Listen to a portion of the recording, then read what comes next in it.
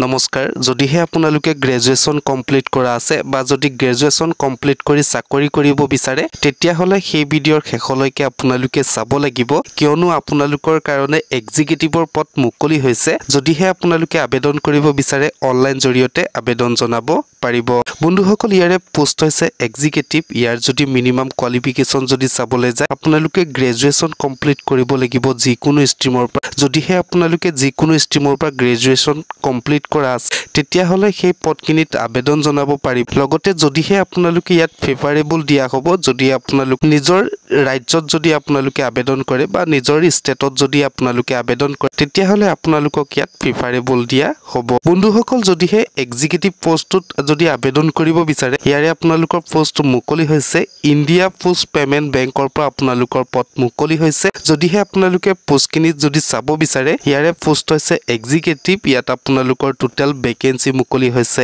51টা ইয়াৰে যদি বয়সৰ সীমা যদি চাবলৈ যায় 21 বছৰ বয়সৰ পৰা 35 বছৰ বয়সৰ মাজত হ'ব লাগিব তেতিয়াই আপোনালোকে ইয়াত আবেদন কৰিব পাৰিব লগতে বন্ধুসকল সেই ভেকেন্সি কিনি কেটেগৰী ওয়াইজত ভাগ কৰা হৈছে ইয়াৰে আনৰিজাৰ্ভ কেটেগৰীত 13টা ভেকেন্সি আছে ইডব্লিউএছত 3টা ভেকেন্সি ওবিসি কেটেগৰীৰ কাৰণে 19টা এসসি কেটেগৰীৰ কাৰণে 12টা লগতে এসটি কেটেগৰীৰ কাৰণে 4টা ভেকেন্সি আছে বন্ধুসকল ইয়াত যদি আপোনালোকে আবেদন কৰিব বিচাৰে কেনেদৰে আবেদন কৰিব পাৰিব বা ইয়াৰে আপোনালোকৰ সিলেকশন প্ৰসেস কি থাকিব বন্ধুসকল যদিহে আপোনালোকে ইণ্ডিয়ান পোষ্ট পেমেন্ট বেংকৰ এক্সিকিউটিভ ভেকেন্সিত যদি আপোনালোকে আবেদন কৰিব বিচাৰে ইয়াৰে সিলেকশন প্ৰসেস হৈছে আপোনালোকৰ ইয়াত কোনো ধৰণৰ ৰিটেন টেষ্ট অনুষ্ঠিত নহয় ইয়াত আপোনালোকৰ ডাইৰেক্টলি গ্ৰেজুৱেচনৰ মাৰ্কশিট মানকিনি আপোনালোকৰ পাৰ্সেন্টেজ আছে সেই পাৰ্সেন্টেজৰ মেৰিট ওয়াইজত আপোনালোকক সিলেকশন কৰা হ'ব কাৰণ আপোনালোকৰ পাৰ্সেন্টেজ থাকিব বা আপোনালোকে যিমান মেৰিট হ'ব ওপৰত আপোনালোকে ভিত্তি কৰি আপোনালোকক নিযুক্তি দিয়া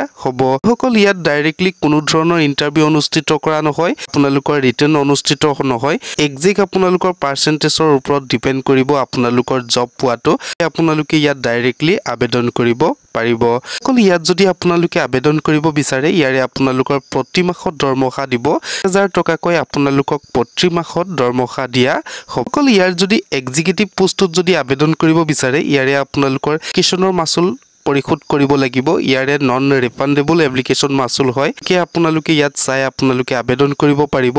এসসি এসটি পিডব্লিউডি ক্যান্ডিডেট যদি হয় 150 টকা এপ্লিকেশনৰ মাসুল পৰিশোধ কৰিব লাগিব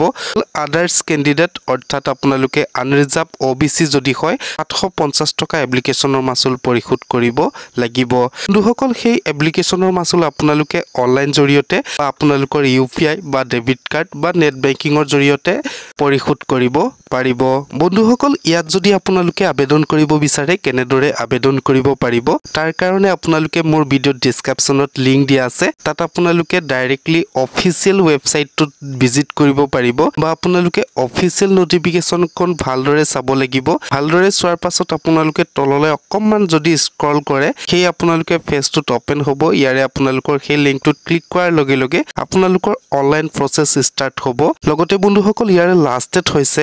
29 অক্টোবৰ 2025 অৰ্থাৎ 29 তাৰিখৰ পৰ্যন্তলৈকে আবেদন জনাব